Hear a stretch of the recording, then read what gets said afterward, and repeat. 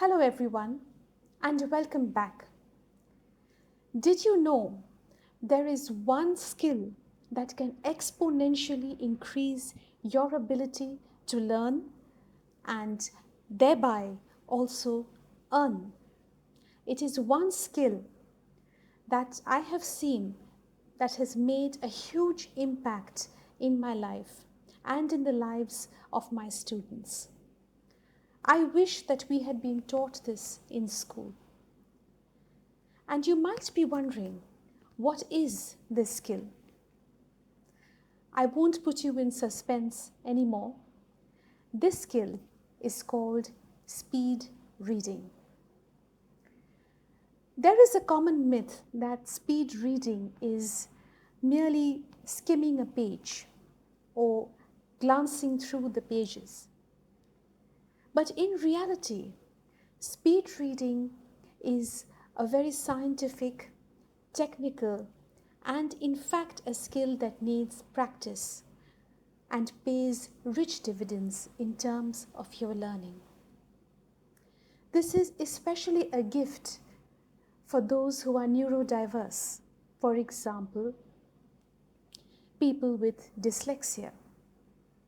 And I have seen it make a big difference in neurodiverse people, whether they are students, young learners, or mature learners. And I want to tell you from the bottom of my heart that if there is one skill that is worth investing your time, your energy, and your focus in, it is speed reading. And by extension, speed learning. So, let's begin. What exactly is speed reading? In my view, speed reading is a way of making the maximum use of our miraculous brain and our amazing eyes. Our eyes can take in so much more information from the peripheral vision that we hardly realize it. I, for one, was not taught this in school. But when I began to read and learn about it, I realized that when I'm reading a book, and I used to struggle with studies and reading and learning.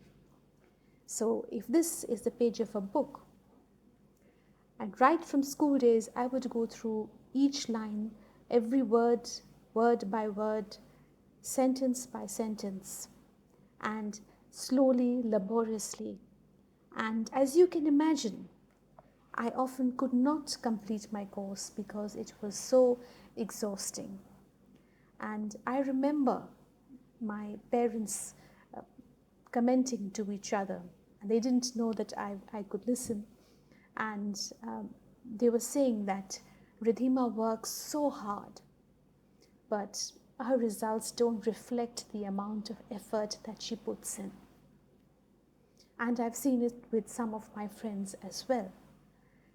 So you might wonder how I am qualified to talk about this topic and even teach it.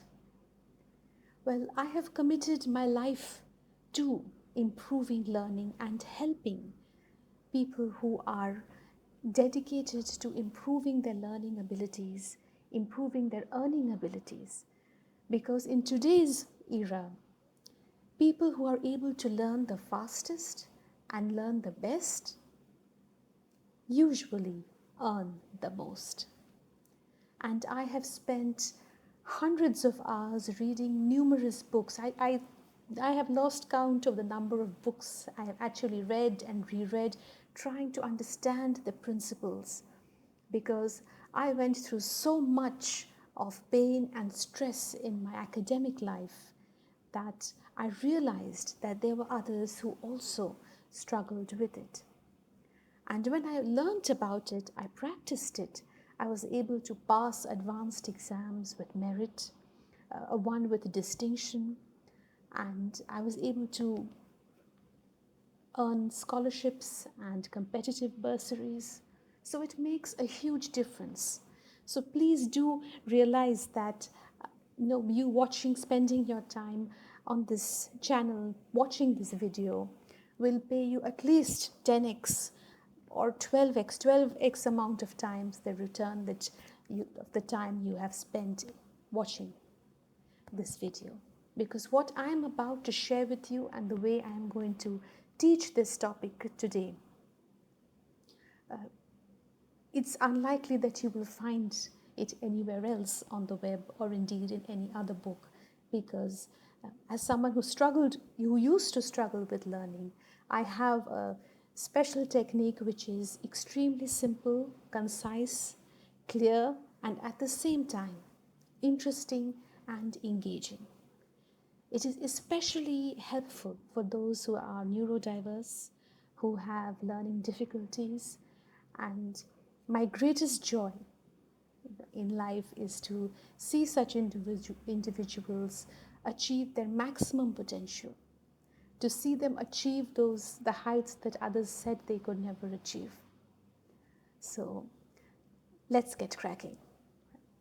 So because this is the first video and I don't want to keep you here too long, I'm going to try to pack it all, the most important tip in this video is just one point, so you can take it home and practice it.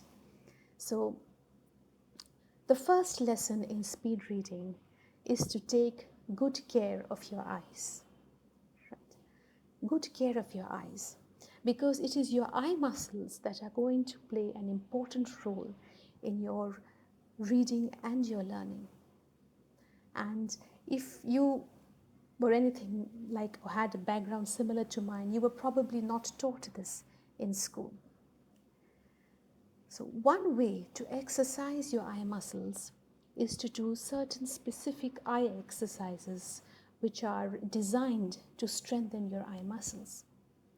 What I'll do within the next few seconds is demonstrate what I do, which helped me recover from a vision disorder, which helped me get rid of my glasses, and in turn really had a huge impact on my reading and studying.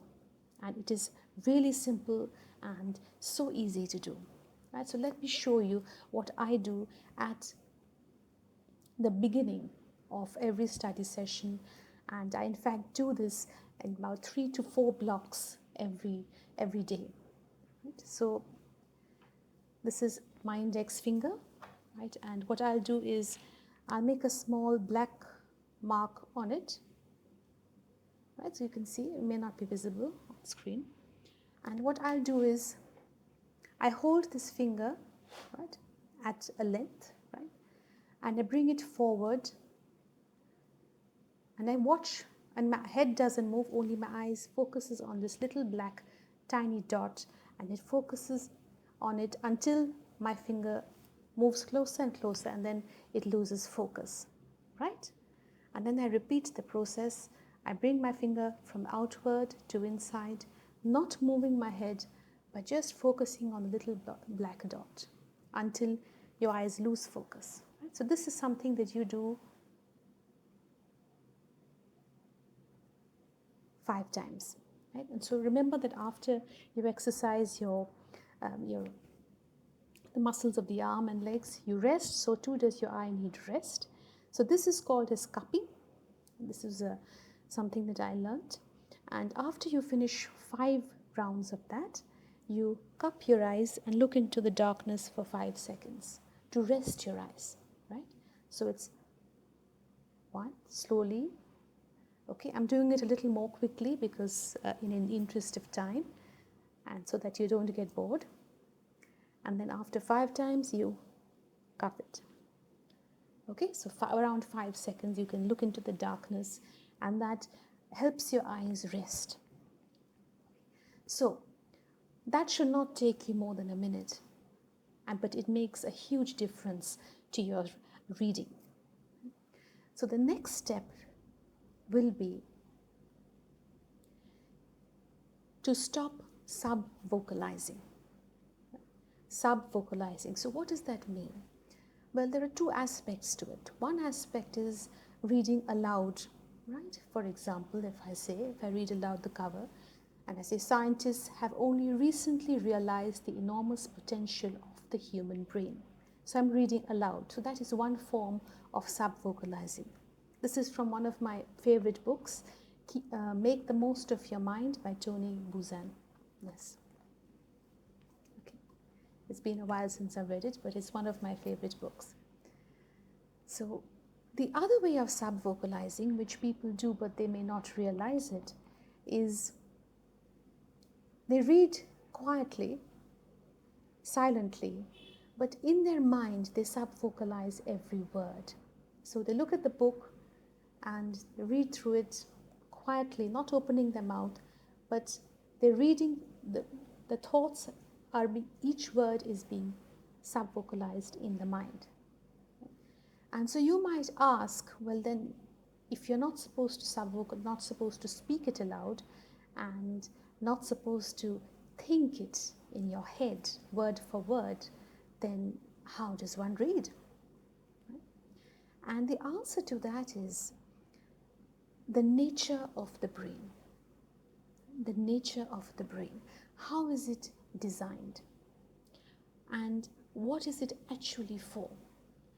And the secret here is, and this took me years to learn. No teacher taught me this ever. And I really wish I had known this. The brain, in fact, works best with speed. It works best with speed. That means if you were ever told in your school or even later in college that in order to understand a subject, you must read it slowly and word for word, then that was probably not the right advice. Because in fact, you will find that the more slowly you read, the more difficult it becomes for you to understand. Because the brain works in big pictures, in blocks. It needs to take in the whole paragraph at one glance, right? It needs to knit in all the details together at one glance, and then it gives you back comprehension. That is the miraculous power of the brain. And I feel so sad that for many of us, we have been misled about the power of the brain and not ever being told about the enormous feats that it is capable of achieving if it is looked after well and if it is trained in the right techniques. So, how do I put this into practice? So, let us say that, and this is a practical exercise I'll give you until we meet again for the next video. You have a book you want to read, right? Any book, but my videos and my tips are usually structured towards science and medicine because that's my area of expertise. But this should work well for other fields as well. Right? So, and you have a book you want to complete or you need to complete within the next week or the next few days, and you want to have a quick grasp of the main facts. Okay? So it's important to remember that you can focus on speed and have an understanding of the main facts, or you can be bogged down in details and feel utterly lost. So my suggestion is to focus on the main facts, which speed reading can really help you with. There are other ways as well which you need to learn about, which we will discuss later on, especially when you are preparing for advanced postgraduate exams such as the MRCP, or you are doing a master's degree in science or medicine. So there are other techniques and strategies you will have to implement where speed reading will not be enough, right? So there's a disclaimer to that. But it is wonderful to have a quick grasp of important facts when you are limited and short on time and when you are previewing material. It's really wonderful. Right? So you have this booklet, we'll open to a page, and you want to speed read it the way Dr. Vidhima has suggested. So you take a pointer, right? So always you should have a guide, because this really helps your eyes to move through. The movement helps your eyes to focus on the material, and without getting distracted, because remember that we described that our eyes have enormous peripheral vision. You may not realize it, but if you sit down quietly, perhaps in the park, you may realize you not only can see the lake in front of you, but you can see the trees and the birds and the flowers on either side as well. So you take a guide, in this case this is my pen, and this is what I do. There are different ways to do it, and you just move through like an S pattern, right? Like an S, or weaving through, right? So how you do it, and your eyes follow the movement of your pen, and whether you believe it or not, your eyes have actually grasped the information. It has this miraculous ability, your eyes and brain, to automatically extract the main ideas by themselves, right? So this is something you should do after, when you finish this chapter of the book, do it 2 or 3 times. You'll be amazed at how quickly you move through the material. And after that, you can take a piece of paper and a pen and just write down the main ideas, whatever you've noted. The key here is to keep your guide moving in an S-shaped, because in this way it makes the most of your vertical and your peripheral vision, right? And it helps you not to regress, and it helps you to keep your pace at a fast level so you don't slow down. Remember that the moment you start to slow down and doubt your brain, that's when you make things more difficult for yourself. So, in summary, what is the one skill which can dramatically improve your learning and earning potential? It is speed reading. Second, how do you best prepare to start speed reading any material?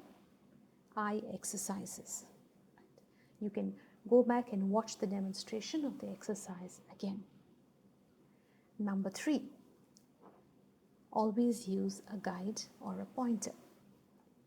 Number 4, remember, no subvocalization, right?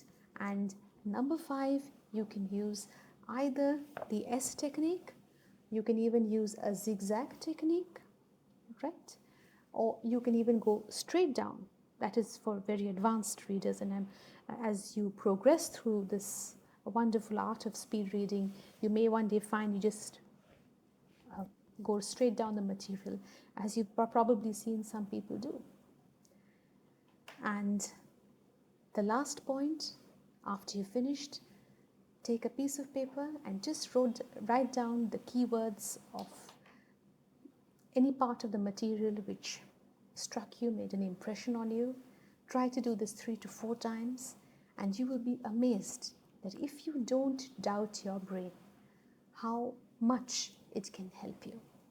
Right? So I'm here today to erase any negative programming you have about your learning abilities, and to tell you that you can succeed and achieve your biggest dreams.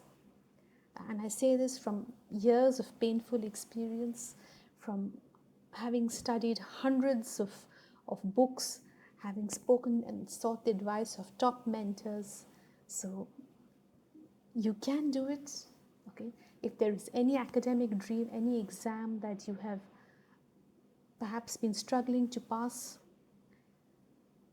please know that as long as you persevere and keep adapting your techniques, you will achieve it.